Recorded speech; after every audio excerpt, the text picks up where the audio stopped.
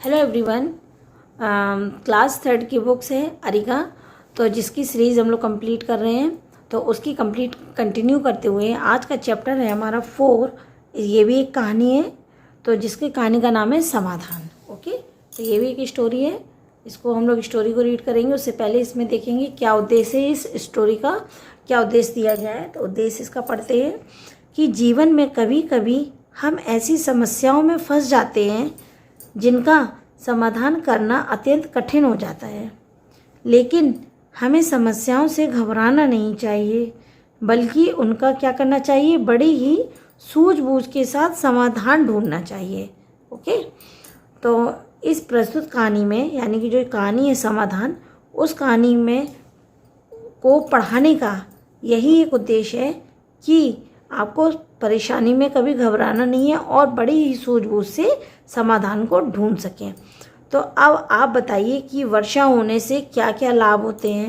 Okay, ये questioning की जाती है और इसमें क्वेश्चन किया गया है कि अब आप बताइए कि वर्षा होने के क्या क्या लाभ हैं। तो चलिए हम लोग कहानी स्टार्ट करते हैं। कहानी का नाम है समाधान। रतन एक वृद्ध किसान था। वृद्ध यानी बूढ़ा। ओके, तो एक बूढ़ा किसान था जिसका नाम था रतन। वह माधोपुर में रहता था। उसकी 2 बेटियां थीं। उसकी कितनी बेटियां थी? 2। एक का नाम था अंकिता और एक का नाम था निकिता। तो एक बूढ़ा किसान था जो कि माधोपुर में रहता था। उसकी 2 बेटियां थीं, एक थी अंकिता और दूसरा का नाम था निकिता। उनमें से अंकिता का विवाह एक कुम्हार के साथ हुआ। एक कुम्हार का मतलब क्या होता है? जो मिट्टी के बर्तन बनाता है, कुल्हड़ हैं, मटके हैं, ये इस तरीके के जो मिट्टी के बर्तन बनाने वाले को क्या बोलते हैं? कुम्हार बोलते हैं। तो एक किसका विवाह हुआ था? अंकिता का। और दूसरी बेटी निकिता का विवाह एक किसान के साथ हो गया। ठीक है, तो 2 बेटियां थी, एक अंकिता एक निकिता। तो अंकिता का विवाह किसके साथ हुआ था? कुम्हार के साथ। और निकिता का विवाह किसके साथ हुआ? किसान के साथ हो गया। फिर आगे देखते हैं क्या हुआ। एक बार रतन, यानी कि जो वृद्ध किसान था, उसने अपनी दोनों पुत्रियों से मिलने चला गया। एक बार बूढ़ा इंसान, जो बूढ़ा किसान था रतन, वो अपनी दोनों बेटियों से मिलने गया। पहले गया वो पहली बेटी अंकिता से। जब उसने उससे हालचाल पूछा तो उसने कहा, पिताजी, इस बार हमें बहुत परिश्रम किया। इस बार हमने बहुत परिश्रम किया। परिश्रम यानी मेहनत। और बहुत सा सामान बनाया। बस यदि वर्षा ना आए तो हमारा कारोबार खूब चलेगा। उसने क्या कहा? यदि वर्षा ना आए तो हमारा कारोबार खूब चलेगा। ये किसने कहा? अंकिता ने। अंकिता कौन थी? जिसका विवाह किससे हुआ था? कुम्हार से, जो मिट्टी के बर्तन बनाता है। उसने क्या कहा कि हम लोगों ने मेहनत तो बहुत की, बस लेकिन इस बार बारिश ना हो। फिर अंकिता ने पिता से आग्रह किया कि वह भी प्रार्थना करें कि वर्षा ना हो। उसने अपने पिताजी से कहा, पिताजी, आप भी प्रार्थना करें कि क्या ना हो, वर्षा ना हो, ताकि उसका कारोबार अच्छा चले। कुछ दिन बाद रतन अपनी दूसरी बेटी निकिता के यहाँ गया। अब वो कहाँ पे गया? दूसरी बेटी निकिता पे। और निकिता का विवाह किससे हुआ था?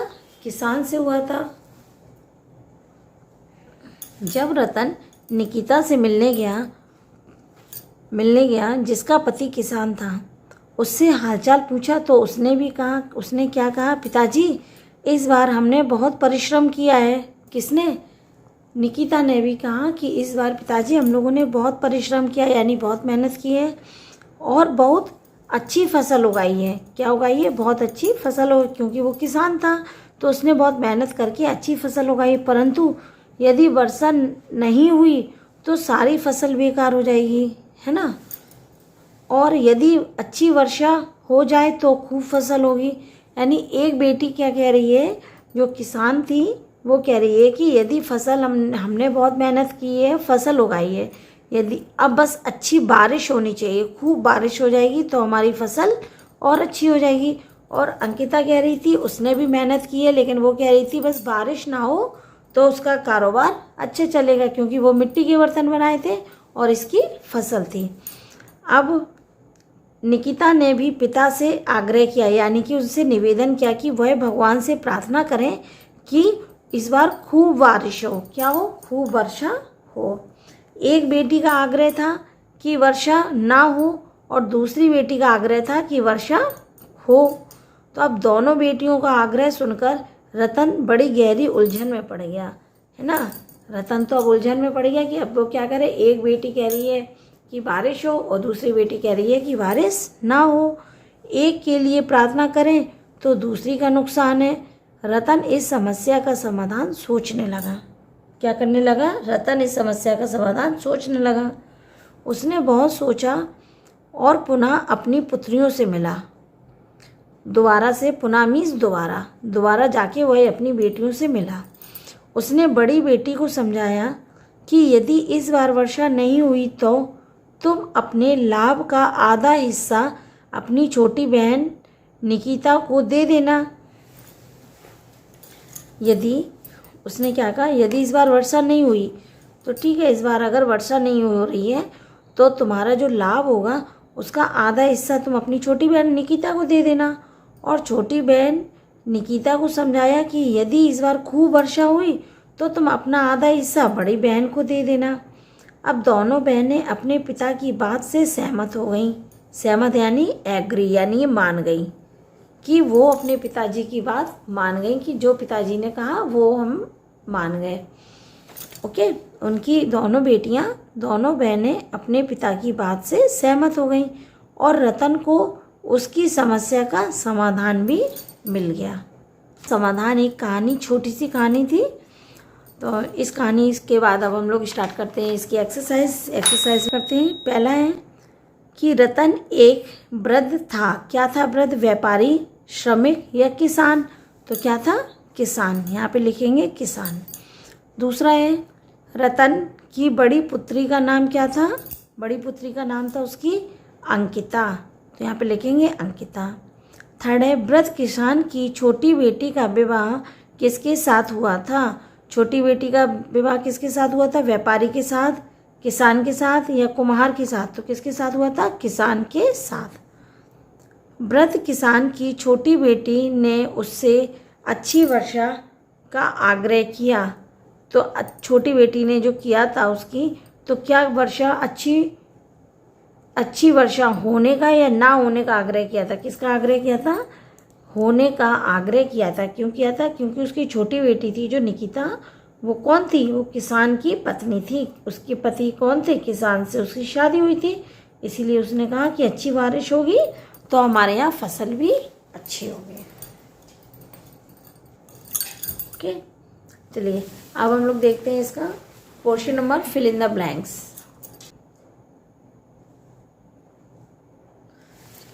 अब नेक्स्ट एक्सरसाइज में क्वेश्चन नंबर नेक्स्ट देखते हैं, फिल इन द ब्लैंक्स। रिक्त स्थान भरिए। रिक्त स्थान में पहला है हमें खालिस्तान बड़ी सूझबूझ से निकालना चाहिए। हमें समस्याओं का समाधान, पहले में आएगा समस्याएं, दूसरे में आएगा समाधान, बड़ी ही सूझबूझ से निकालना चाहिए। दूसरा है रतन गांव में रहता था। रतन एक जो वृद्ध किसान था वो कौन से गांव में रहता था? माधोपुर में रहता था। तीसरा है रतन की बड़ी पुत्री का विवाह किसके साथ हुआ था? कुम्हार के साथ। उसका नाम क्या था? अंकिता। अंकिता का विवाह किसके साथ हुआ था? कुम्हार के साथ। रतन की छोटी पुत्री का विवाह किसके साथ हुआ था? किसान के साथ। पिता की बात से दोनों बहनें कैसी हो गई थी? सहमत। तो क्या लिखेंगे इसमें? पिता की बात से दोनों बहनें सहमत हो गईं। ठीक है, यहाँ पे ये फिल इन द ब्लैंक्स खत्म होते हैं। तो फिल इन द ब्लैंक्स के साथ ही यहीं पे ये वाला चैप्टर कहानी नंबर था आपका 4, जिसका नाम था समाधान, जो थी समाधान कहानी, ये यहीं पे ख़त्म होती है। अब हम लोग मिलते हैं किसी नई कहानी में नेक्स्ट वीडियो पे नए चैप्टर के साथ। तब तक के लिए बाय, टेक केयर।